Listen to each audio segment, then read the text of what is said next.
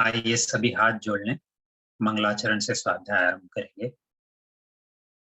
ओम नमः सिद्धेभ्यः। ओम नमः सिद्धेभ्यः। ओम नमः सिद्धेभ्यः। ओंकारं बिंदु संयुक्तं नित्यं ध्यायन्ति योगिनः कामदं मोक्षदं चैव ओंकाराय नमो नमः। अविरल शब्द घनौघ प्रक्षालित सकल भूतल मल कलंका मुनिभिरूपासित तीर्था सरस्वती हरतु नो दुरितान्। अज्ञानतिमिरान्धानां ज्ञानाञ्जनशलाकया चक्षुरुन्मीलितं येन तस्मै श्रीगुरवे नमः। श्रीपरमगुरवे नमः। परम्पराचार्य श्रीगुरवे नमः। सकल कलुष विध्वंसकं श्रेयसां परिवर्धकं धर्म संबंधकं भव्य जीव मनः प्रतिबोधकारकमिदं शास्त्रं श्री तत्वार्थ सूत्र अपर नाम मोक्ष शास्त्र नामधेयम्। अस्य मूल ग्रंथकर्तारः श्री सर्वज्ञ देवास्तदुत्तर ग्रंथकर्तारः श्री गणधर देवा प्रतिगणधर देवास्तेषां वचनानुसारमासाद्य श्री उमा स्वामी सूरिणा विरचितम्। मंगलम भगवान वीरो मंगलम गौतमो गणी मंगलम कुंद कुंदाद्यो जैन धर्मोस्तु मंगलम। सर्वे श्रोतारः सावधानतया शृण्वन्तु। मोक्षमार्गस्य नेतारं भेत्तारं कर्म भूभृतां ज्ञातारं विश्वतत्त्वानां वन्दे तद्गुणलब्धये वन्दे तद्गुणलब्धये। बोलिए देवाधिदेव महावीर भगवान की जय। आचार्य श्री कुंद कुंद स्वामी महाराज की जय। आचार्य श्री उमा स्वामी महाराज की जय। परम पूज्य आचार्य श्री विद्यासागर जी महाराज की जय। परम पूज्य मुनि श्री क्षमा सागर जी महाराज की जय। हम लोग आचार्य श्री उमा स्वामी द्वारा रचित तत्वार्थ सूत्र जी का स्वाध्याय कर रहे हैं। ये यात्रा हमें मोक्ष का मार्ग बताती है। आचार्य भगवंत ने कृपा करके हमें सप्त तत्वों का वर्णन बताया है, जो निश्चय से ही हमें मोक्ष का मार्ग बताता है। इस सारी चर्चा में हम अलग अलग तत्वों की चर्चा करते हुए अभी 9वें अध्याय में है, जिसमें संवर और निर्जरा का वर्णन है। संवर और निर्जरा ही हमें नियम से मोक्ष की ओर ले जाएगी, क्योंकि जब हम कर्मों का आगमन रोकेंगे और जो कर्म हमने संचित किए हैं उनको हम नष्ट करते जाएंगे, उनको सुखाते जाएंगे, वही स्थिति हमें नियम से आगे चल करके मोक्ष की ओर ले जाएगी। तो यही चर्चा हमने जो शुरू करी है, इसमें हमने देखा कि किस तरह से मूलतः हम देखें तो ये अध्याय ही उनके लिए है जो महाव्रतधारी हैं। लेकिन हमें भी इसको समझना आवश्यक है, क्योंकि यदि हम आगे निश्चय से मोक्ष की ओर जाना चाहते हैं, वो हमारा ध्येय, तो ये मार्ग हमें पता होना चाहिए। तो इसमें हमने बात करी कि किस प्रकार से मुनि 22 परिचय अलग अलग प्रकार के मुनियों को या साधक को सहने पड़ते हैं, और उन 22 परिचयों में किस किस गुण स्थानवर्ती मुनिराज को किस किस प्रकार के परिचय सहने पड़ते हैं, या कौन से परिचय होते हैं और वो अपनी शक्ति दर्शाते हैं, ये सारी चर्चा करी। उसके बाद हमने चर्चा करी तप की, क्योंकि तप का ही विशेष हमको आचार्य भगवंत ने यहाँ पर वर्णन किया था कि तप ही वो विशेष है जिसके माध्यम से संवर भी होगा और निर्जरा भी होगी। उस तप के हमको बाह्य और अभ्यंतर दो प्रकार आचार्य भगवंत ने बताए। बाह्य और अभ्यंतर के 6 कौन से प्रकार हैं, उसकी भी हमने चर्चा करी। और फिर पिछली बार जहां पर हम रुके थे, वहां हमने चर्चा करी थी कि जो अभ्यंतर तप है, उसमें से पहले के 5 जो तप हैं, उसके अलग अलग कौन से प्रकार हुए। तो 6 जो अभ्यंतर तप हैं उनके 9, 4, 10, 5 और 2 इस तरह से प्रकार हैं। इसी चर्चा को हम आगे बढ़ाते हैं। तो अब जो ये सारे प्रकार कहें अभ्यंतर तपों के, उसी में प्रायश्चित तप का, ये सारे अभ्यंतर तप हैं, यानी जो हमारे स्वयं के माध्यम, ये शायद बाहर किसी को दिखेंगे भी नहीं, ये सारी प्रक्रिया अंदर में हो रही है। तो उसमें अभ्यंतर तप का पहला प्रकार जो है वो है प्रायश्चित। तो उसके क्या क्या प्रकार हैं? 9। उसके लिए सूत्र कहा, आलोचन प्रतिक्रमण तदुभव विवेक व्युत्सर्ग तपश्चेद परिहारोपस्थापना। यानी आलोचना, प्रतिक्रमण, तदुभय, विवेक, व्युत्सर्ग, तप, छेद, परिहार, उपस्थापना, ये प्रायश्चित तप के 9 भेद हैं। तो ये सारे तो नाम हो गए। अब इनके मायने क्या हुए?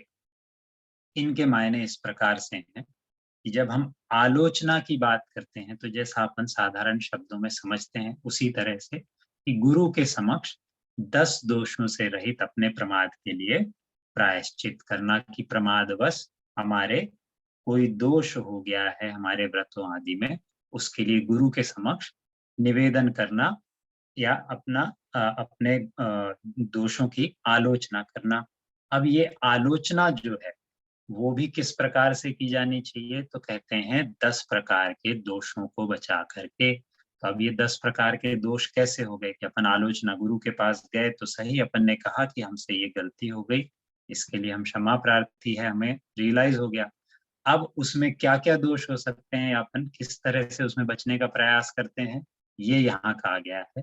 तो पहला है अकंपित दोष, यानी आचार्य अपने ऊपर थोड़ी दया भाव रख दें, है ना, कि दोष तो लगा है, अब हो सकता है कोई ना कोई प्रायश्चित आदि मिले, तो उसमें थोड़ी ढील मिल जाए। इसलिए अपन ने क्या किया, अपन ने गुरु को किसी प्रकार की भेंट आदि दे दी, कि पिछी कमंडलू आदि दे दिया, ताकि जो प्रायश्चित दें वो कम से कम मिले। तो ये अकंपित दोष कहलाता है।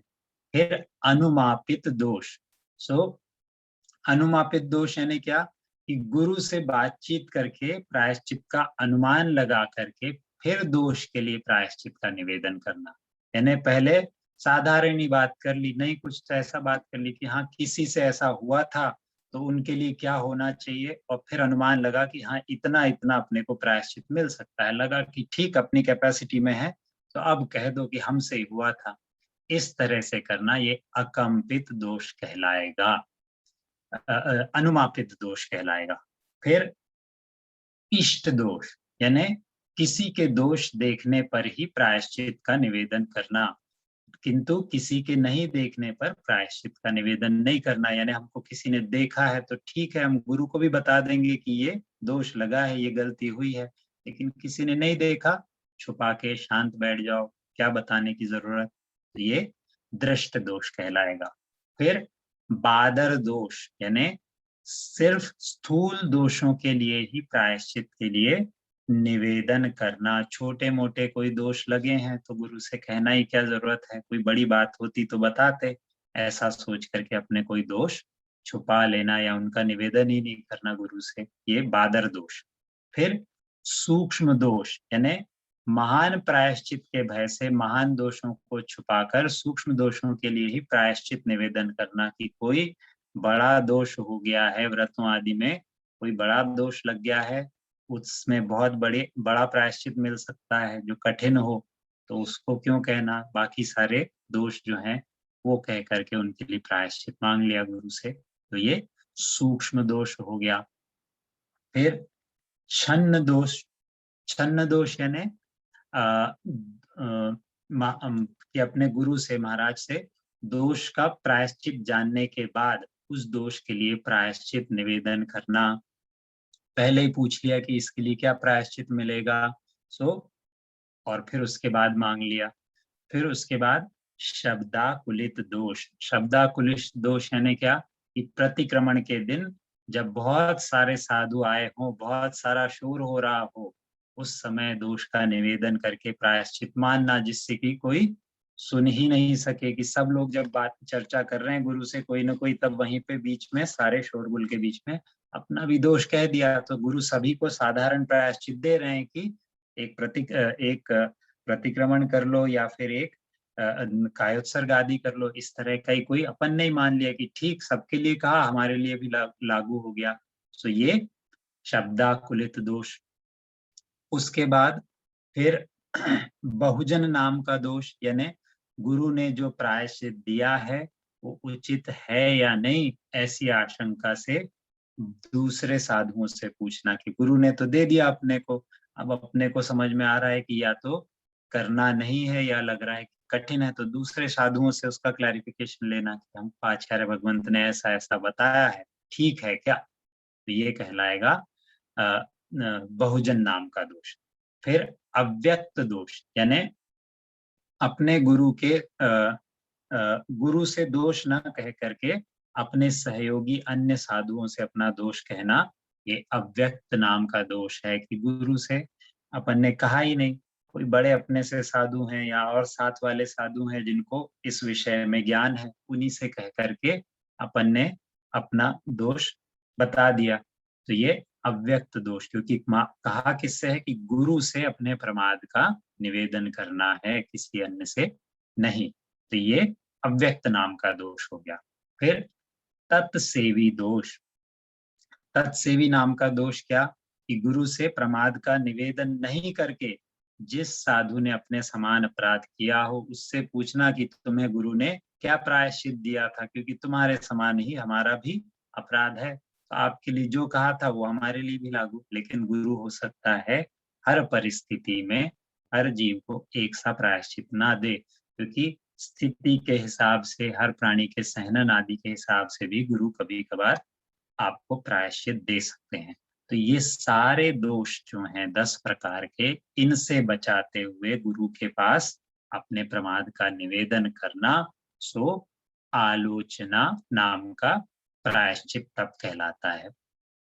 अब आगे के प्रकार, अगला है प्रतिक्रमण, यानी प्रमाद से जो दोष मुझसे हुआ वो मिथ्या हो, कि ऐसा दोष ना हो या फिर वो दोष टले, इस प्रकार अपने दोष के ऊपर पश्चाताप करके गुरु से निवेदन करना, ये प्रतिक्रमण प्रायश्चित नाम का तप है।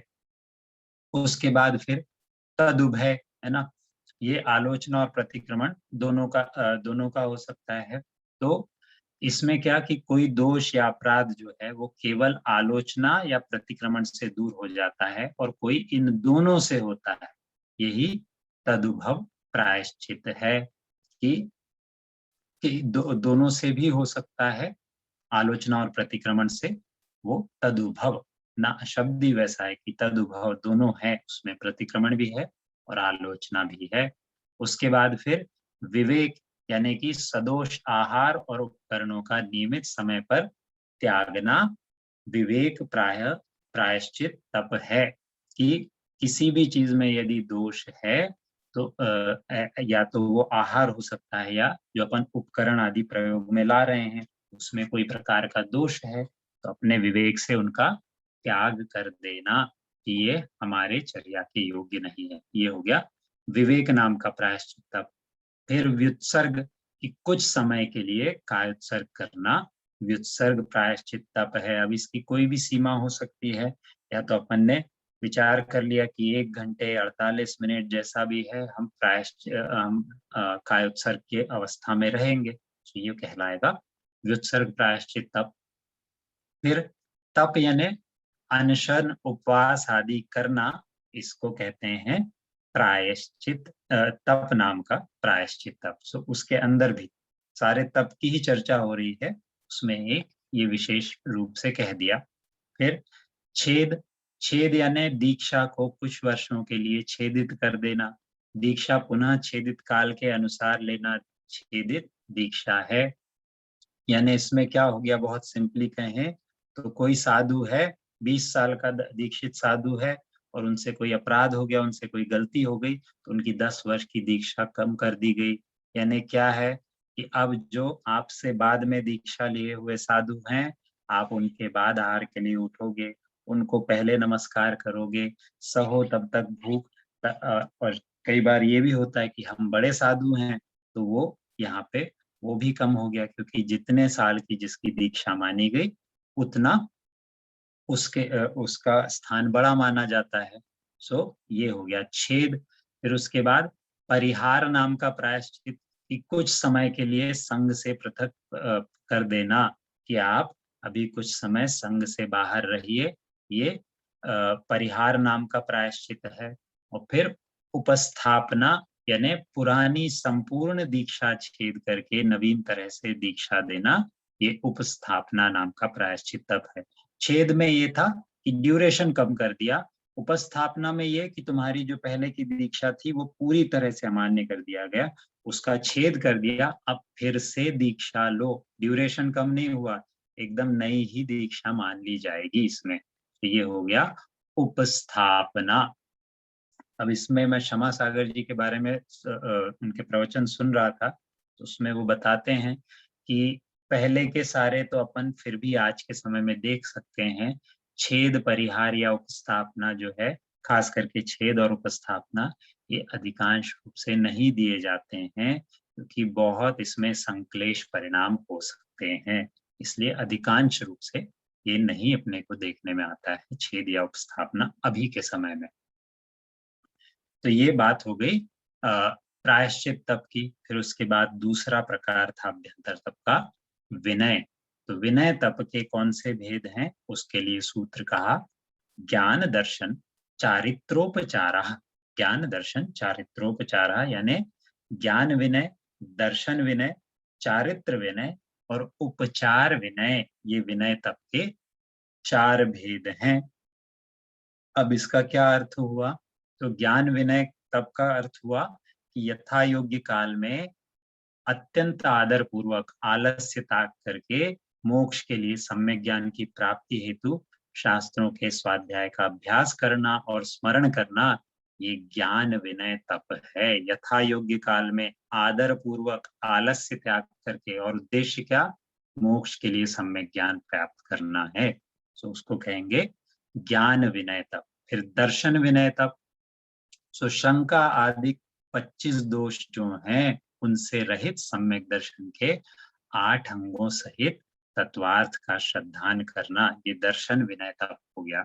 फिर चारित्र विनय तप, यानी सम्यक दृष्टि के 13 भेद सहित चारित्र का निर्दोष धारण करना, ये चारित्र विनय तप है ना।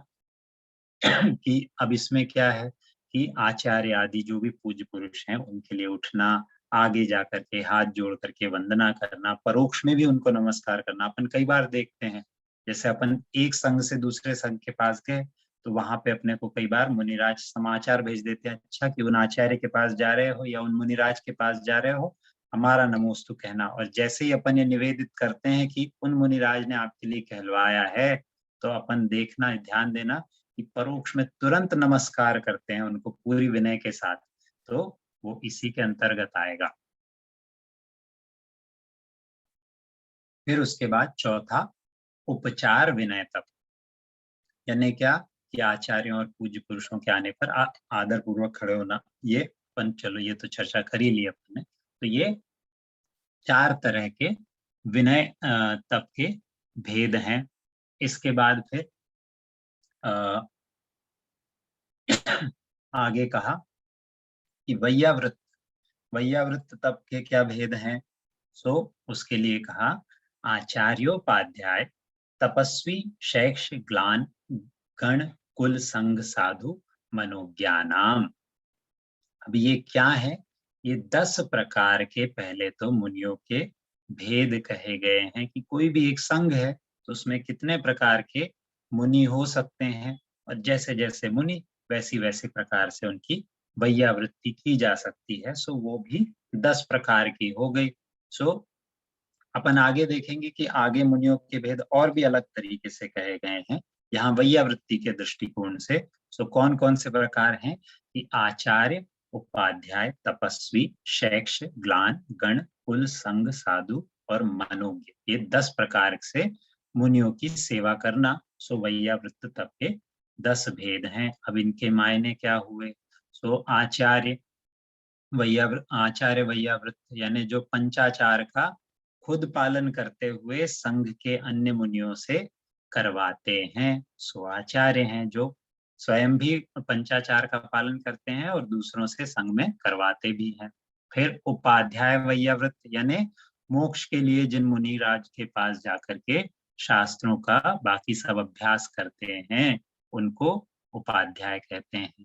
फिर तपस्वी वैयावृत, तपस्वी किसको कहेंगे? सो जो साधु बहुत व्रत उपवास आदि करते हैं उनको तपस्वी कहते हैं। फिर शैक्ष, जो साधु श्रुत का अभ्यास करते हैं, तो शिक्षा पा रहे हैं इसलिए शैक्ष। जो साधु रोगी हैं कि दीक्षा ले ली तभी से कोई प्रकार का रोग पकड़ लिया या फिर दीक्षा में बहुत तप आदि के कारण किसी प्रकार का रोग हो गया, सो उनको ग्लान कहेंगे।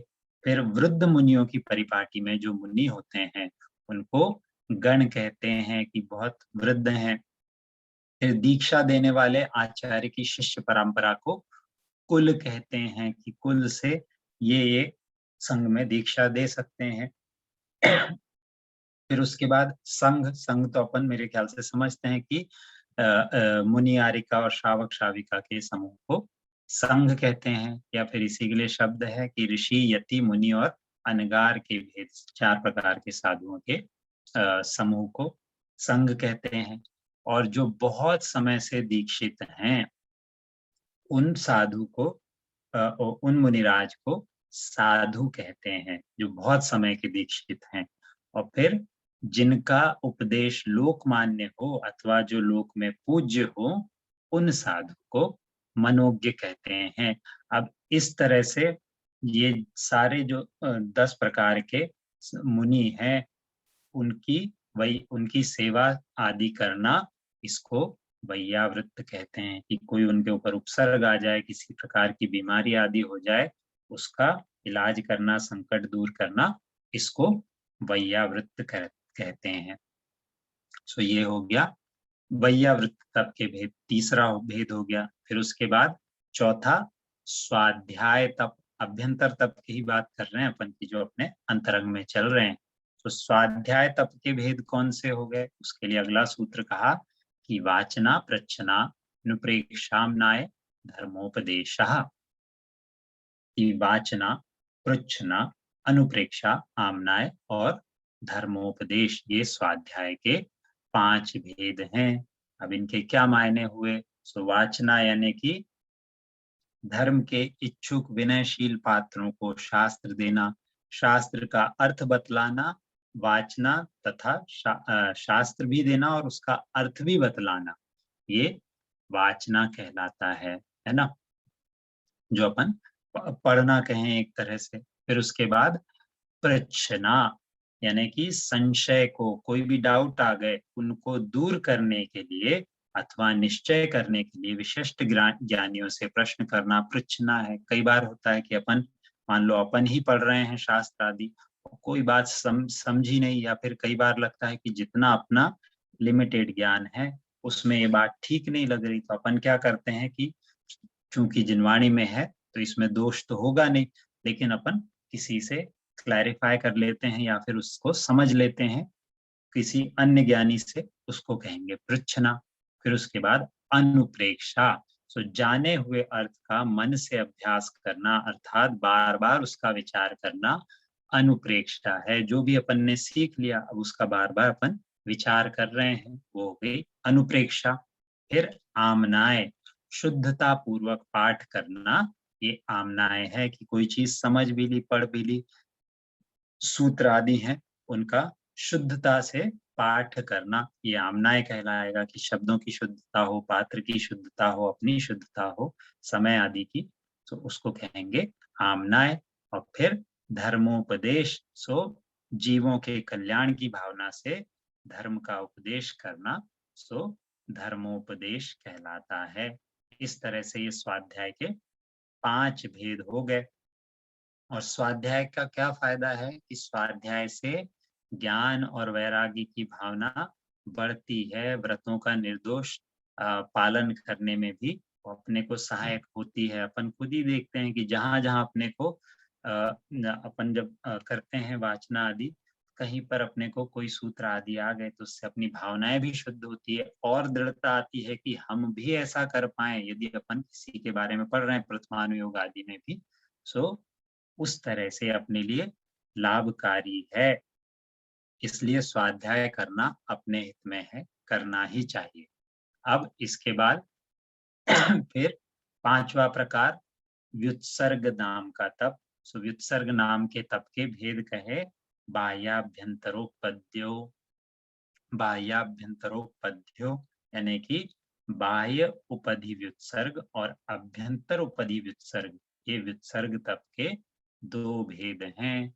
क्या अर्थ हुए इसके कि आत्मा से जुड़े धन धान्य वगैरह का त्याग करना, ये बाह्य उपधि त्याग है। और अपने अंदर के जितने परिग्रह हैं, कौन से हैं?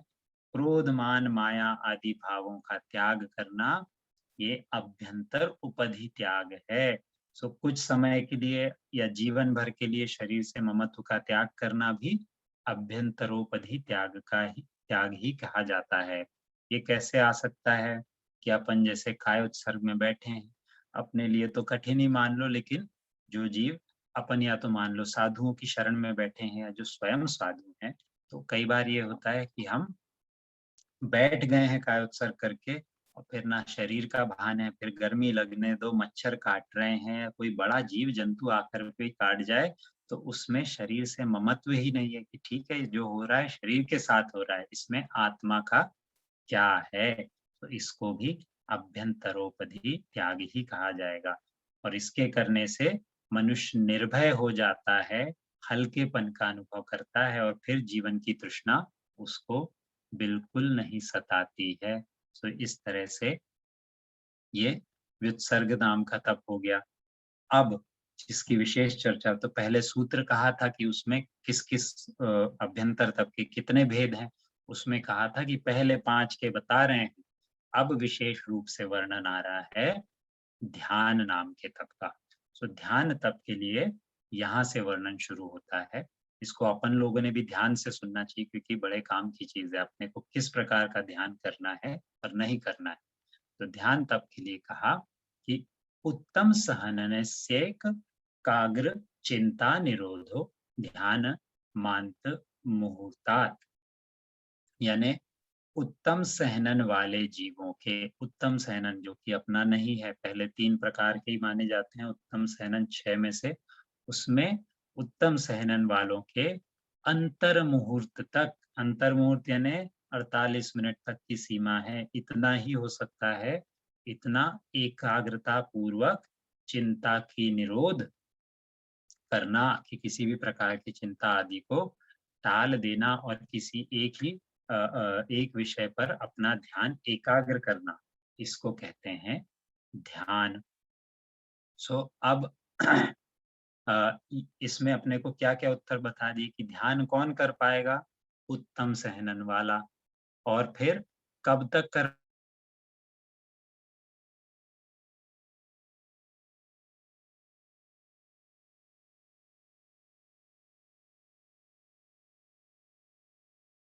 इसको कहेंगे हम ध्यान। अब इसमें अपने को ये कह सकते हैं, अपने को ये डाउट आ सकता है कि ठीक है आप कह रहे हैं कि अंतर मुहूर्त तक ही ध्यान लगता है, लेकिन फिर हम आदिनाथ भगवान के लिए सुनते हैं कि 6 महीने तक वो ध्यान में थे। हम बाहुबली भगवान के लिए सुनते हैं कि वो 1 वर्ष तक ध्यान में थे, तो फिर कैसे हुआ? तो वहां पे ये कह सकते हैं अपन कि जो अपन बाहरी रूप से देख रहे हैं कि एक ही आसन आदि में वो स्थिर हैं, और फिर जो अंतरंग में ध्यान चल रहा है, ये कह सकते हैं अपन कि उसका विषय जो है, विषय बदल रहा है ना? ध्यान का विषय कि अभी किस विषय में एकाग्र चित्तता चल रही है, वो बदल सकता है, लेकिन एक विषय पे एकाग्र चित्तता जो है, वो एक अंतर मुहूर्त तक ही हो सकती है।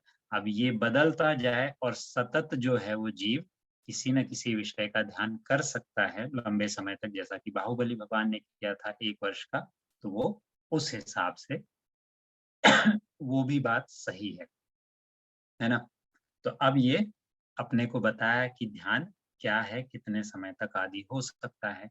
अब अगले सूत्र में बता रहे हैं कि ध्यान के भेद कौन से हैं, कौन कौन से प्रकार के ध्यान हैं। सो उसके लिए कहा कि आर्त रौद्र धर्म शुक्लानी, आर्त रौद्र धर्म शुक्लानी, यानी आर्त, रौद्र, धर्म और शुक्ल, ये ध्यान के 4 प्रकार हैं। अब अपन कहेंगे कि इसमें से आप कह रहे हैं उत्तम सहनन वाले जीव का और बाकी सारे प्रकार के विषयों से बाहर निकल के एक ही विषय में लगाना, और सारी चर्चा हो रही है मोक्ष मार्ग की, तो आर्त और रौद्र ध्यान किस काम के, इसमें तो जीव के काम का नहीं है। तो इसके लिए भी स्पष्ट करेंगे, आगे इसी में आएगा कि पहले के 2 ध्यान जो हैं आर्त और रौद्र, ये अशुभ हैं, इनसे पाप का बंध होता है, और जो करने लायक हैं, जो मोक्ष मार्ग की तरफ ले जाएंगे, वो बचे हुए 2 यानी कि धर्म और शुक्ल ध्यान ही है, जिसके द्वारा कर्मों का नाश होता है। अब वर्तमान में जो है शुभ ध्यान में सिर्फ धर्म ध्यान संभव है हमारे लिए, शुक्ल ध्यान जो है वो तो सिर्फ उत्तम सहनन वालों के ही हो सकता है, तो वो अपने लिए असंभव है, वो इस समय नहीं होता है। खैर, अब धर्म ध्यान और शुक्ल ध्यान का फल कहते हैं कि धर्म ध्यान और शुक्ल ध्यान जिसको अपन कह रहे हैं कि वो शुभ है, तो उसके लिए सूत्र कहा परे मोक्ष हेतु, परे मोक्ष हेतु यानी कि अंत के 2 जो हैं उसमें यानी धर्म ध्यान और शुक्ल ध्यान ये मोक्ष के कारण हैं। अब इतना सूत्र कह देने से जो अपन ने पहले इंटरप्रिटेशन निकाला था वो यहीं से है। इसका मतलब कि पहले के 2 जो हैं आर्त और रौद्र, वो मोक्ष के कारण नहीं है, तो मोक्ष का उल्टा क्या हुआ, संसार, यानी वो संसार के कारण है। अब इसमें अपन पहले 2 प्रकार समझ लेते हैं, और अब इसमें अनिष्ट आर्त ध्यान जो है वो किस किस कारण से, किस किस प्रकार से हो सकता है, ये कहते हैं।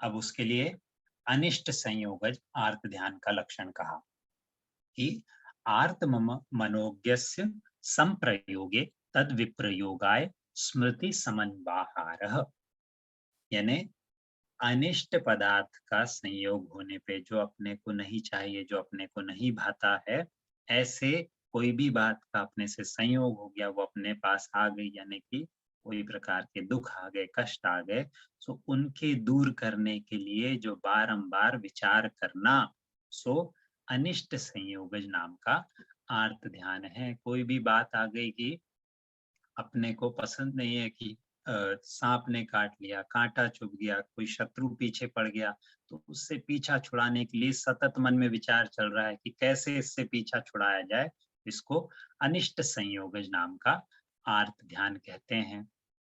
फिर इसके बाद दूसरा भी होता है कि इष्ट वियोगज आर्त ध्यान। अपन सोचते हैं कि आर्त ध्यान तो तभी होगा कि जो कोई पसंदीदा वस्तु नहीं हुई, लेकिन उसका उल्टा भी है कि विपरीतम मनोज्ञस्य, विपरीतम मनोज्ञस्य, यानी मनोज्ञ पदार्थ संबंधी जो चीज अपने को पसंद है, उसका यदि संयोग हो जाए, वो चीज अपने को मिल जाए जो अपने को चाहिए है, तो बार बार इसका विचार करना उसको कहते हैं इष्ट वियोग नाम का आर्त ध्यान, कि कैसे मिले, कैसे मिले, किसी को संतान चाहिए, किसी को संपत्ति चाहिए, किसी को अच्छा घर चाहिए, किसी को कोई पद चाहिए, जो चीज भी पसंद है, ये कैसे मिले, इसका सतत विचार करना, ये कहलाएगा इष्ट वियोगज नाम का आर्त ध्यान। उसके बाद एक और होता है कि वेदनायश्च, वेदनायश्च, वेदना से क्या होता है, या कोई रोग लग गया, कोई चोट लग गई तो उससे पीड़ा हो रही है, तो वो पीड़ा दूर कैसे हो, कोई भी अपने को चोट आदि लग गई, वो कैसे दूर हो, इसके लिए बार बार चिंतन करना, सो वेदना जन्य आर्त ध्यान है। कोई बीमारी हो गई, कहीं एक्सीडेंट हो गया, कोई भी चीज हो गई, तो अपना मन बार बार उधर ही जाता है कि कैसे ठीक हो, कैसे दूर हो, सो वो भी एक कारण है आर्त ध्यान का। फिर अंतिम चौथा कहते हैं निदानम च, निदानम च, यानी कि भविष्य काल संबंधी विषयों की प्राप्ति में चित्त को तल्लीन कर देना, सो निदान आर्त ध्यान है। कि भविष्य में अभी धर्म कर रहे हैं या कोई भी चीज कर रहे हैं कि भविष्य में हमको ऐसा कुछ मिल जाए, ये सब ठीक हो जाए, ऐसी चिंता करते रहना, इसको कहते हैं निदान। और वो भी आर्त ध्यान का ही एक प्रकार है, यानी कि आर्त ध्यान के 4 प्रकार हो गए। अब इसके बाद जो है आर्त ध्यान किस-किस को हो सकता है, उसके स्वामी कौन है?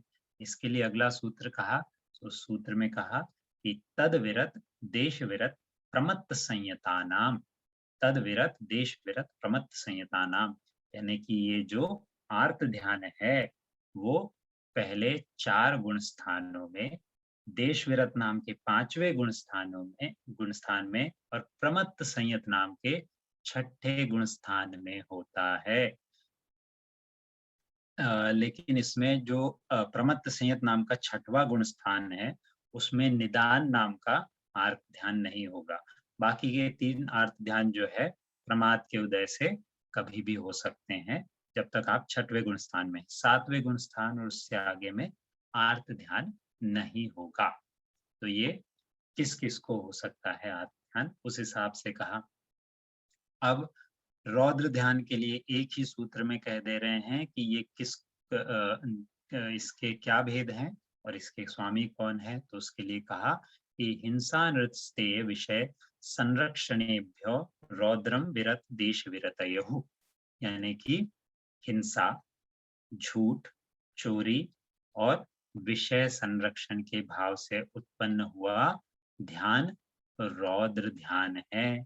और वो ध्यान जो है अविरत और देश विरत यानी पहले के 5 गुण स्थानों में होता है, जो अ, संयमी मुनि है, यानी 6वें गुण स्थान और आगे उनको रौद्र ध्यान नहीं होता है, क्योंकि यदि कदाचित मुनिराज कोई रौद्र ध्यान हो भी जाए तो यानी कि वो संयम से भ्रष्ट हो जाएंगे, यानी कि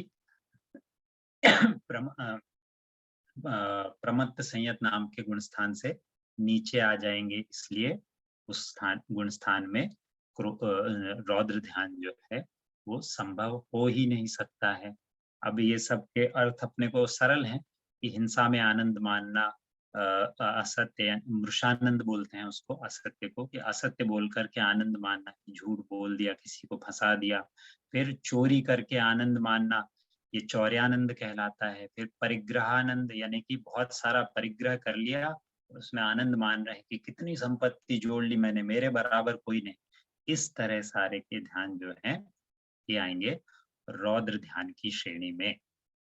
तो ये जो आर्त और रौद्र ध्यान है, ये वास्तव में तो करने के योग्य हैं ही नहीं, लेकिन अपने होते हैं। आज के लिए अपन यहीं रुकेंगे।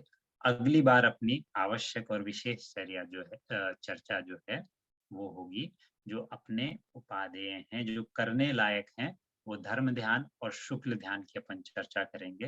और इस तरह से अपन अगली बार शायद ये वाला अध्याय पूर्ण कर सकते हैं, 9वां अध्याय। आज के लिए यहीं पे विराम लेते हैं। बोलिए आचार्य उमा स्वामी महाराज की जय।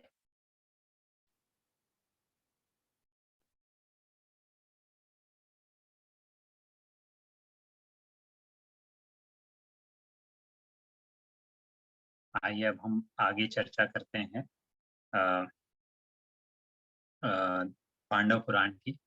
पांडव पुराण जो कि ब्रह्मचारी श्रीपाल जी की सहायता से शुकचंद्र भट्टारक जी ने लिखा हुआ है। तो पांडव पुराण की हमने जहाँ तक चर्चा करी है, हम कथानक में बहुत आगे तक आए हैं। हमने चर्चा शुरू करी थी आदिनाथ भगवान के समय से, वहां से हम चलते चलते नेमिनाथ भगवान के समय में आए। हमने सारे कुलों आदि की उत्पत्ति देखी। उनमें हमने देखा कि कैसे कौरवों में से ही पांडु के जो पुत्र हैं, उनके जन्म आदि की, उनके युवानी की, उनके विवाह आदि की सारी कथा सुनी। और हम वहां पर आए हैं जहां पर कि पांडव अपना राजपाट एक बार फिर से उनका राजपाट छूट गया है। 12 वर्षों तक वनवास में रहे, फिर अंत का 1 वर्ष उनको अज्ञातवास में रहना था।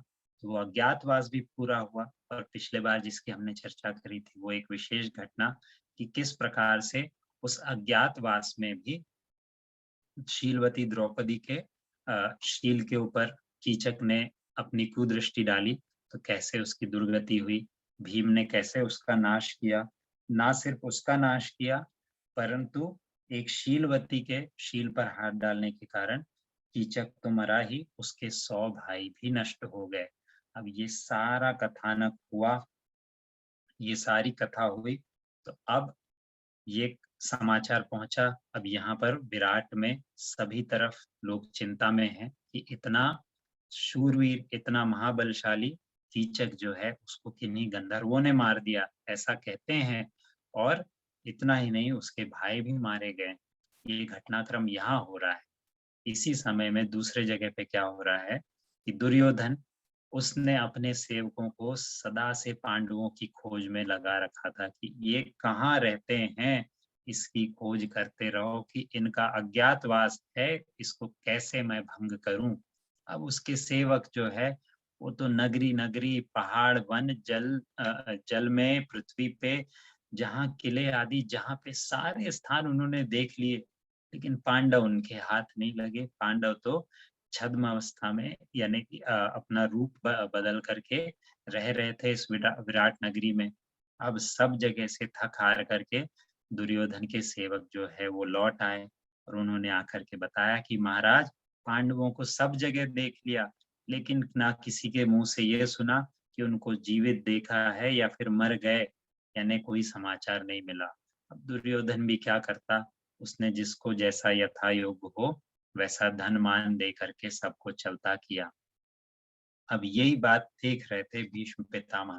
भीष्म पितामह ने प्रयास किया कि दुर्योधन को समझाया जाए, तो दुर्योधन को कहा कि राजा, मेरी बात सुनो, ये पांडव जो हैं वो बिना मौत तो मरेंगे नहीं, चाहे तुम कोई भी उपाय कर लो, क्योंकि ये पांडव बड़े पराक्रमी हैं, मेरु के जैसे अचल हैं, बड़े तेजस्वी हैं और मोक्षगामी भी हैं, इसलिए ये ऐसे तो मरेंगे नहीं। क्योंकि मैंने स्वयं एक मुनिराज से सुना था कि युधिष्ठिर राजा बनेगा और फिर आगे चल करके तप करेगा और शत्रुंजय गिरी से मोक्ष जाएगा। इसलिए मुझे विश्वास है कि वो अपने गुणों के कारण, यानी कि युधिष्ठिर अपने गुणों के कारण पूज्य बनेगा, और फिर जो व्यक्ति पूज्य बनना है, जिसका मोक्ष गमन होना है, उसकी ऐसे किसी के हाथ तो मृत्यु हो नहीं सकती है। तो इस तरह से बहुत उन्होंने समझाने का प्रयास किया दुर्योधन को कि ये सारा बैर आदि छोड़ दो, लेकिन दुर्योधन के कानों पर जूं तक नहीं रहेंगी। अब इस तरह से यहाँ पर घटनाक्रम आ गया है। यहाँ पे ये 17वां पर्व भी समाप्त होता है। 17वें पर्व में हमने सारी चीजें देखी कि किस तरह से दुर्योधन, जो पांडवों को उनके वनवास में ही मारने के लिए आ गया था, उस उपद्रव का निवारण हुआ। विराट के यहाँ पे आए, द्रौपदी का शील रक्षण हुआ, कीचक का वध हुआ, ये सारी घटना हुई। और यहाँ पर विशेष रूप से जय जयकार करते हैं ग्रंथकर्ता शुभचंद्र भट्टारक जी, पांचाली के शील धर्म की। उनका शील धर्म जो है वो प्रशंसा के योग्य है कि जिसके प्रभाव से कीचक जैसा महापापी, महाबली होने के बाद भी काल के गाल में चला गया और लोगों के लिए हास्य का पात्र बना। अब यहाँ पे जो है भीष्म पितामह, हमने देखा था कि वो दुर्योधन को समझाने का प्रयास कर रहे थे, लेकिन दुर्योधन तो माना नहीं। तो भीष्म पितामह ने द्रोणाचार्य के पास फिर गए, उनकी चर्चा हो रही थी और उन्होंने कहा कि ऐसा लगता है अब तो समय पूरा हो गया है, देखना चौथे पांचवें दिन पांडव अवश्य ही लौट आएंगे और वो प्रकट होकर के, और जैसे जो बाकियों के लिए दुर्धर काम है ऐसे सारे काम कर दिखाएंगे। अब ये सारी चर्चा चल रही है। इसी बीच में दुर्योधन का एक सेवक राजा था, जालंधर नाम का, तो उसने बीड़ा उठाया। उसने क्या बीड़ा उठाया? उसने कहा कि ये कुछ समाचार आ रहा है विराट नाम के देश से।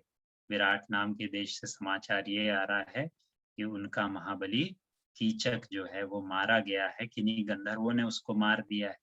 तो राजा, यही सही समय है विराट पर हमको आक्रमण करके, उनका जगत प्रसिद्ध गोधन है कि वहां पे बहुत सारा गोधन, गायों के समूह को गोधन कहते हैं।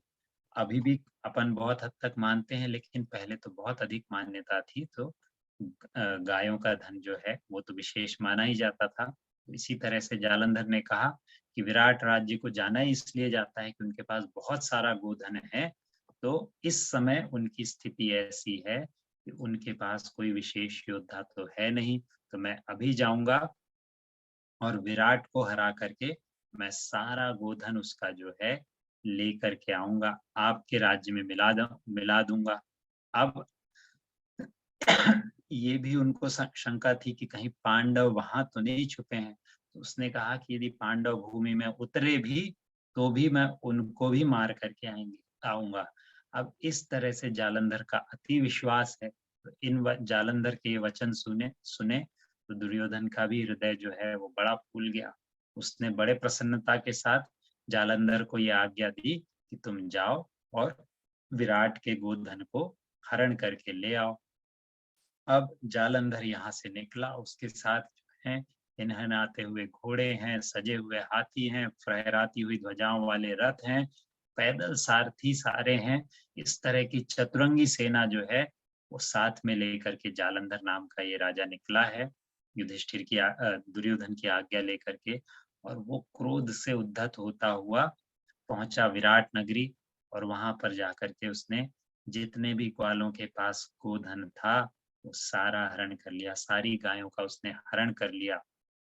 अब ग्वाले तो ग्वाले हैं, उनका काम ये था कि गायों की रक्षा करना है, उनका काम युद्ध करना तो था नहीं। तो सारे ग्वाले जो है भयभीत होकर के रोते चिल्लाते हुए विराट के राजा अपने अपने राजा के पास पहुंचे और उन्होंने पुकार करी कि स्वामी आप ही हमारी रक्षा कर सकते हैं, देखिए कोई शत्रु की सेना आई है और सारा गोधन ले जाती है।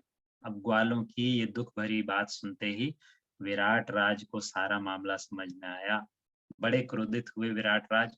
तो उसी समय में उन्होंने रणभेरी बजवा दी। तो राजा ने रणभेरी बजवाई, सारी तरफ से योद्धा आए, कोई घुड़सवार है, कोई रथ सवार है, कोई हाथी पर सवार है, कोई पैदल सैनिक है। तो सारी चतुरंगी सेना इस तरफ से भी तैयार हो गई। अब ये लेकर के विराट नरेश जो है अपनी सेना लेकर के बाहर निकला। उनके पीछे पीछे जो है गुप्त वेशधारी, जिन्होंने अभी भी अपना वास्तविक रूप बताया नहीं था, वो पांडव भाई भी युधिष्ठिर के साथ साथ चलने लगे इस सेना के साथ में। अब यहाँ पे कहते हैं कि बड़ा भीषण युद्ध हुआ, रात में देर देर तक उनके बीच में युद्ध हुआ। अंत में हुआ क्या कि बड़ा वीर धनुर्धारी था जालंधर नाम का राजा। उसने अपने बाणों को छोड़ते हुए विराट की तरफ दौड़ा। आखिर में विराट राजा के पास पहुंच करके उसने ऐसी ललकार लगाई कि विराट के होश हवास उड़ गए। उसके बाद उसने अपने बाणों से विराट का जो सारथी था उसको बेधा पहले तो, और फिर कूद करके विराट के ही रथ में पहुंच गया। वहां पहुंचा विराट तो पहले ही घबराए हुए से खड़े थे वहां पे। तो उनको बांध करके जालंधर बांध करके अपने रथ में बैठा करके लेता चला कि ना सिर्फ यहाँ से गोधन ले जाऊंगा बल्कि विराट राजा को भी अपने साथ ही बंदी बना करके ले जाता हूँ। अब ये स्थिति जैसे युधिष्ठिर ने देखी तो उन्होंने देखा कि जालंधर विराट को पकड़ के ले जा रहा है। तो युधिष्ठिर के मन में विचार आया कि जिसने हमको शरण दी, ऐसा राजा ऐसी स्थिति में हो कैसे सहा जा सकता है। तो तुरंत युधिष्ठिर ने भीम को आज्ञा दी कि भीम अपने रथ को जल्दी से उस दिशा की तरफ मोड़ो जिस दिशा में जालंधर जाता है, और विराट राज को मुक्त करा के लेकर के आओ। और वो सारा जो गोधन भी ले जा रहा है उसको भी वापस लेके आओ। तुम्हारे बल की परीक्षा का यही समय है, जब तुम हमारे शरण देने वाले राजा को छुड़ा करके लेके आओगे तब तो मैं तुम्हारा बल मानूं। अब भीम ने ये बात सुनी, जैसे ही उन्होंने भाई की बात सुनी तुरंत युधिष्ठिर को प्रणाम किया, आज्ञा ली, और बिल्कुल जैसे कि भीम थे महाबलशाली, बिल्कुल घमासान उस युद्ध में घुस पड़े भीम। अब युधिष्ठिर की प्रेरणा से इधर में नकुल और सहदेव भी जो है उमड़ करके युद्ध के लिए उद्धत हुए। इस समय कहते हैं कि भीम ने कुछ 1100 रथों को चूर डाला, इतना भयंकर उनका रूप था। उधर बाकी भाई भी लड़ रहे हैं। नकुल ने भी अपने शौर्य से बैरियों के कई कुलों को नष्ट कर दिया। सहदेव ने भी जो है कई शत्रुओं का नाश किया। अब ये सारा देख करके अचानक से जालंधर के जो बिल्कुल समुद्र के समान सेना थी, उसमें अचानक से हाहाकार मच गया। अब ये देख करके जालंधर और क्रोधित हो गया कि कौन अचानक से आ गया, मैं तो यहाँ राजा को ही पकड़ के ले जाता हूँ, और ये कौन आ गए जिन्होंने अचानक से मेरी सेना में हाहाकार कर दिया है। तो अब जालंधर ने दिशा करी उस वीर की तरफ जिसने ये हाहाकार मचाया था। तो भीम की तरफ उन्होंने बिल्कुल बाणों की वर्षा सी कर दी, और उधर से भीम ने भी इनके बाणों का प्रत्युत्तर देना चालू किया। और कुछ ही समय में भीम तो महाबली थे, उन्होंने जालंधर के सारथी को मार गिराया, और तुरंत भीम जो है उछल करके उसके रथ पर जाकर के बैठ गए, और उन्होंने जालंधर को पकड़ करके विराट को सबसे पहले बंधन मुक्त किया। अब विराट राजा मुक्त हो गए हैं, जालंधर यहाँ बंधन में आ गया है। और फिर जैसे ही देखा जालंधर की सेना ने कि अपना राजा पकड़ में आ गया है, तो वहां पर अब शायद कोई इस तरह का योद्धा तो बचा नहीं था पांडवों की तरह का, कि जो अचानक से इन विपरीत परिस्थितियों में भी आ गया था। तो उनकी सारी सेना जो है अपने अपने प्राण बचाते हुए भाग गई। अब इस तरह से जो है विराट राजा को भी और उनके गोधन को भी स्वतंत्र करके भीम ने युधिष्ठिर के पास लाया, और युधिष्ठिर के चरणों में प्रणाम किया। युधिष्ठिर ने भी भीम की पीठ थपथपा के बहुत संतोष प्राप्त किया कि भाई तुमने बहुत अच्छा काम किया। अब ये केवल एक जगह पे युद्ध नहीं था, जालंधर इस तरफ से आया था। अब उसके पकड़ने का समाचार जैसे ही दुर्योधन के कानों पे पहुंचा, तो दुर्योधन भी क्रोधित होकर के युद्ध के लिए वो भी तैयार हो गया। वो विराट देश पहुंचा, और विराट नगर के पास आकर के उसने उत्तर दिशा की ओर वाले फाटक पे अपना पड़ाव डाल दिया। यानी जिस तरफ में अभी राजा की विराट की सेना नहीं थी, और वहां पर जितना उसको गोधन मिला, जितना गोकुल मिला, उसने अपना अधिकार जमा लिया। यानी अभी समस्या वहां पर जालंधर राजा के युद्ध की समाप्त हुई नहीं थी। उससे एक तरफ का गोधन छुड़ाया नहीं था कि दूसरी तरफ से दुर्योधन आ गया, और उसने उत्तर दिशा का जितना गोधन था उस पे अपना अधिकार जमा लिया। अब उत्तर दिशा की ओर दुर्योधन ने अपना अड्डा जमा लिया, तो वहां पे जितने लोग थे वो बेचारे भयभीत होने लगे। इस समय तो नगरी में राजा भी नहीं है, हमारी रक्षा करेगा कौन, किसकी शरण में जाएंगे। तो ये सारा घटनाक्रम द्रौपदी देख रही थी नगर में। तो उसने जो भी शरणागत आए थे लोग, उनको अर्जुन की ओर उंगली करके कहा कि ये देखो, ये जो दिखते हैं, उस समय तो बृहन्नला के रूप में थे अर्जुन, तो कहा कि ये बड़े वीर हैं और रणकला के विद्वान हैं। इन्होंने कई बार पार्थ का सारथी बना किया है, यानी कि अर्जुन के सारथी बने हैं। स्वयं अर्जुन की ओर ही इशारा करते हुए, क्योंकि अभी तो कोई नहीं जानता था कि यही बृहन्नला जो है वो अर्जुन है। तो ऐसा बताया द्रौपदी ने कि ये अर्जुन के सारथी रहे हैं, तुम इनको साथ ले जाओ, ये तुम्हारी रक्षा करेंगे। अब द्रौपदी की ये बात सुनी, तो विराट का पुत्र वहां पे था, तो उसने आ, उस नटेश्वर के रूप में, या फिर ये कहें कि एक नृत्यांगना के रूप में उस समय जो अर्जुन थे, उनको एक रथ दिया, और खुद भी अपने साथ जो कुछ बची खुची सेना थी, हाथी घोड़े रथों की सेना लेकर के विराट का पुत्र वहां पर लेकर के चला। अब नगरी से बाहर निकला है उत्तर की ओर, और सामने जैसे ही देखा कि ये सेना है कि कोई समुद्र है, असंख्य सेना दिख रही है सामने। तो जैसे ही उस राजकुमार ने, बड़ा वीर बनता हुआ आया था, ये सोचा था कि अर्जुन का सारथी मिल गया है, ये साथ में है और मैं भी महायोद्धा हूँ, तो हरा कर ही आऊंगा। लेकिन जैसे ही देखी दुर्योधन की विशाल सेना, तो उसका मन वहां से भागने का होने लगा। तुरंत मार्ग खोजने लगा कि किस तरफ से बच करके निकलूं। अब ये जैसे ही देखा तो उसने अर्जुन से कहा कि मेरा मन तो अब रण से, युद्ध से संतुष्ट हो गया है, मुझे युद्ध करने की कोई इच्छा नहीं है। मैं इस युद्ध में एक क्षण भी नहीं टिक सकता हूँ कि सामने के योद्धा तो देखो, सामने की सेना का आकार तो देखो, उसके संख्या तो देखो। अब इतना कह करके वो राजा का पुत्र जो है, विराट राजा का पुत्र, वो चुप हो गया और किसी बात का उत्तर न दे करके वहां से भागने को तैयार हुआ। अब ऐसा उसको जैसे ही भागते हुए देखा अर्जुन ने, तो अर्जुन ने स्पष्ट शब्दों से कहा कि आप युद्ध में बैरियों को पीठ दिखा करके जाते हैं, ये तो कुल को लजाने की बात है। अब तुम्हारे पुण्य प्रताप से अर्जुन जैसे वीर का सारथी तुमको मिल गया, और तुम किस लिए भागे चले जा रहे हो? अर्जुन खुद उससे कह रहे हैं, ये क्षत्रियों के लिए उचित बात नहीं है, इसलिए युवराज डरो मत और मेरे साथ इन सब शत्रुओं की उद्धतता का इलाज करो।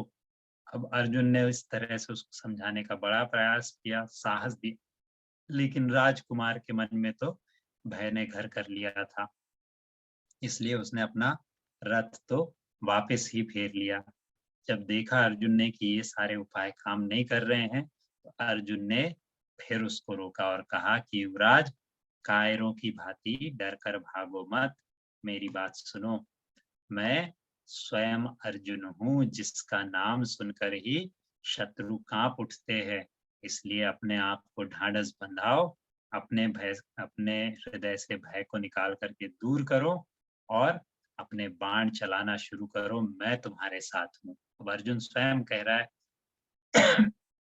अब अर्जुन के ये सारे वचन सुने तो पहले तो आधे लोगों को विश्वास नहीं हुआ, वहां पे आसपास जितनी भी सेना थी, और ना उस राजकुमार को विश्वास हुआ। वो इसी विचार में लगे रहे कि पार्थ ने घोड़ों को चलाने में तत्पर हुए विराट पुत्र को अ, अ, अपना अपना के साथ कैसे आ सकता है। अब लोग विचार कर रहे हैं, चर्चा हो रही है कि इतने में अर्जुन ने विराट पुत्र से जो भी बात करी, उन्होंने ये तय किया कि तुम मेरे सारथी बनो और युद्ध तो मैं स्वयं करता हूँ। अर्जुन ने ये निश्चित किया। अब उन्होंने कहा कि युवराज, तुम इस रण क्षेत्र में द्रुत गति से अपना रथ चलाओ और मैं अपने बाणों के प्रहार से सारे शत्रुओं को धराशायी करता हुआ चलता हूँ। अब इसके बाद अर्जुन जो है वो ललकारता हुआ शत्रुओं को चलता जा रहा है, और उत्तर कुमार विराट का जो पुत्र था वो भी रथ को बड़े तेजी से आगे चलाता हुआ चला जा रहा है। अब इधर अर्जुन साथ में है, अर्जुन का साहस भी साथ है। ये सारा घटनाक्रम एक देव देख रहा था उस समय, ज्वलन नाम का देव। तो उस ज्वलन नाम के देव ने अर्जुन को नंदी घोष नाम का एक रथ भेंट किया, और अर्जुन ने भी, अब देवता के द्वारा दिया गया रथ था वो, तो अर्जुन उस देवता के द्वारा दिए हुए रथ पे सवार हुआ। उत्तर को उसने अपना सारथी बनाया और शत्रु सेना की ओर बढ़ता चला। अब ये देखते हुए कि इतनी सी सेना आई है, उसमें भी एक विशेष रथ बिल्कुल निर्भयता से हमारी ओर बढ़ता चला जा रहा है, ये बात जब द्रोणाचार्य ने देखी तो बड़े अचंभे में पड़ गए। और उन्होंने कहा कौरवों से, दुर्योधन आदि कौरवों से, कि कौरवों, अभी भी कुछ नहीं बिगड़ा है, ये युद्ध की प्रतिज्ञा लेकर के जो आए हो, इसको छोड़ो और संधि कर लो, जिसमें तुमको भी सुख है और सामने वाली सेना को भी सुख है। नहीं तो बताओ कि इनमें से कौन से ऐसे राजा हैं जो कि सामने से जो साहस के बाण आ रहे हैं उसको सह पाएंगे।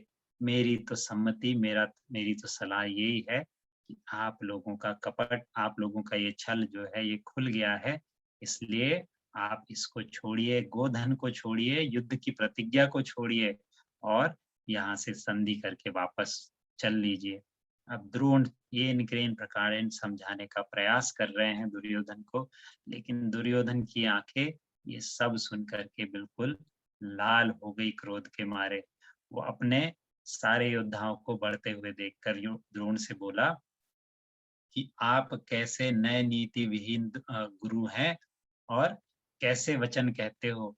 ये बैरियों की तारीफ का अवसर है। युद्ध में खड़े हैं, यहाँ पे बैरियों की तारीफ की जाती है।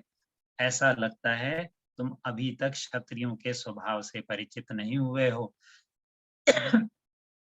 और यही बात सुनना हो तो ये सुन लो कि यदि सामने अर्जुन भी आ जाएगा तो भी मैं उसका सामना करूंगा, लेकिन तुम्हारे जैसे कायर उसका कुछ नहीं बिगाड़ सकते हैं।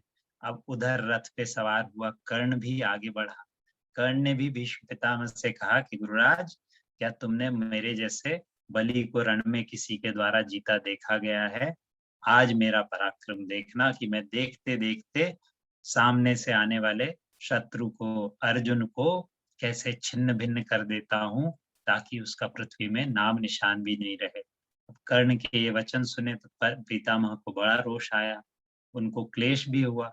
उन्होंने कहा कि कर्ण, पहले तुम यही बताओ कि पृथ्वी पर तुमने इतना भयंकर कहीं युद्ध किया है जहां तुमने अर्जुन का सामना किया है?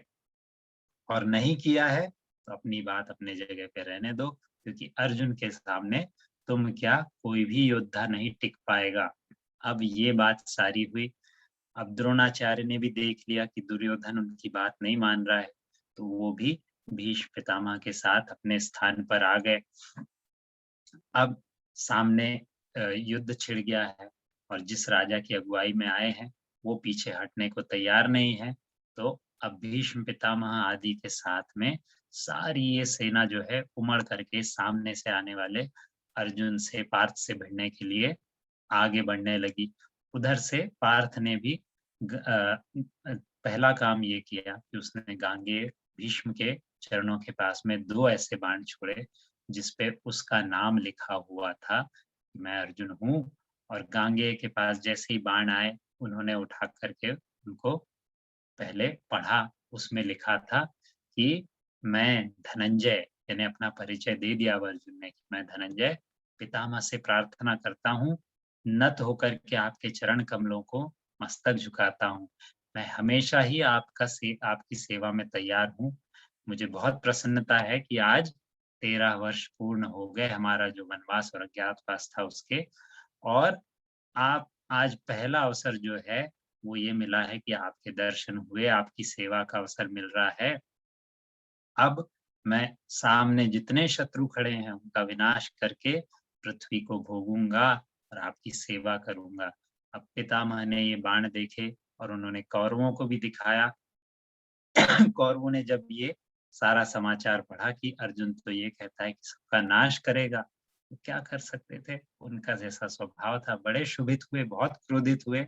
अब इसके बाद जो है अर्जुन ने शत्रु पक्ष को अपना लक्ष्य बनाया और अपना रथ उस तरफ बढ़ाया। उसके बाद वो दुर्योधन से बोला कि हे अधर्मी दुर्योधन, तू अब मेरे से बचकर जाएगा कहाँ? मैं तुझे इसी युद्ध में यमालय भेज देता हूँ। अब इसी बीच राजा की तरफ जब सीधा सीधा शत्रु बढ़ रहा है तो सेना कहाँ रखती? तो इसी बीच पार्थ के सामने कौरवों की सेना आकर के डट गई और उन्होंने असंख्यात बाण चलाए। और बाण किसकी तरफ चलाए? अर्जुन तो स्वयं महायोद्धा थे, तो उनकी तरफ तो साधारण सैनिकों के बाण पहुंच भी नहीं सकते थे, तो उन्होंने निशाना बनाया विराट के पुत्र उत्तर को और उसको घायल किया। अब जब देखा अर्जुन ने कि मेरे सारथी को घायल किया जा रहा है, तो अर्जुन भी बड़ा आग बबूला हो गया और बिल्कुल ज्वाला सा बन करके वो शत्रु सेना पे टूट पड़ा। अब इसके बाद अर्जुन ने गांडीव धनुष उठाया और कौरवों की सेना को ललकार के कहा, तुम में से कोई भी भट, कोई भी योद्धा कोई सामर्थ्य रखता हो तो आगे आए और मेरे आगे से दुर्योधन को जीता यहाँ से लेकर के जाए। ये बात सुनी तो अर्जुन के वचनों को सुनकर के सबसे पहले कर्ण आगे आए और बिल्कुल आग की तरह जल उठे और युद्ध के लिए तैयार होकर के अर्जुन के ऊपर टूट पड़े। और दोनों तो महायोद्धा थे, दोनों आपस में भिड़ गए। इधर से बाण चल रहे हैं, उधर से उनका प्रतिकार हो रहा है। दोनों ने असंख्यात बाण छोड़े, एक तरह से कहते हैं कि गगन मंडल को, आकाश को पूरा अपने बाणों से पूर ही दिया। अब इसके बाद अर्जुन ने अपने शर कौशल से कर्ण के धनुष की डोरी को ही काट दिया। तो कहाँ से बाण चलते, और बात ही बात में उसके रथ के सारथी, रथ को भी नष्ट कर दिया, उसके सारथी को भी आहत कर दिया। अब कर्ण जो है वो रथ विहीन हो गया। तो कर्ण को यहाँ पे इस तरह से उसका हश्र किया, और इसके बाद आगे बढ़े तो सामने दुर्योधन का छोटा भाई शत्रुंजय आया, और शत्रुंजय गरज करके अर्जुन के ऊपर झपटा। अब उसको सामने आता हुआ देख करके, छोटा भाई था, तो अर्जुन ने कहा कि हे बालक, जाओ युद्ध क्षेत्र से वापस लौट जाओ, क्यों व्यर्थ में अपने प्राण गंवाने की विचार करते हो। लेकिन कहाँ वो भाई मान रहा था, तो उसने अर्जुन के ऊपर एक साथ 5 बाण चलाए, जो अर्जुन की छाती से टकरा करके गिर गए। अब ये देखा अर्जुन ने, तो अर्जुन ने भी इधर से 10 बाण चलाए, लेकिन ये सिर्फ सामने वाले की छाती से टकरा करके गिरे नहीं, लेकिन उन्होंने जाकर के शत्रुंजय के सीधे प्राण ही ले लिए। अब शत्रुंजय को मरा हुआ देख करके आगे की सेना को धराशायी करता हुआ अर्जुन आगे बढ़ा। वहां कर्ण का छोटा भाई विकर्ण जो है वो अर्जुन के ऊपर दौड़ पड़ा। परिणाम ये हुआ कि अर्जुन ने उसके भी सारथी को मार करके उसका भी रथ नष्ट कर दिया, और जब वो किसी प्रकार से युद्ध करने लायक नहीं रहा, तो अर्जुन उसको भी बाणों से भेदित करते हुए आगे बढ़ा। अब ये युद्ध किस तरफ जाएगा, किस किस से अर्जुन का युद्ध होगा, और क्या आज ही या इसी युद्ध में दुर्योधन का नाश हो जाएगा, ये सारा घटनाक्रम अपन और विस्तार से पढ़ेंगे, और किस प्रकार से आगे क्या घटनाक्रम होना है ये अपन सारी चर्चा करेंगे अगली बार। आज के लिए यहीं विराम लेते हैं। बोलिए नेमिनाथ भगवान की जय। आइए कोई प्रश्न हो तो अपन वो प्रश्न आदि कर लेते हैं।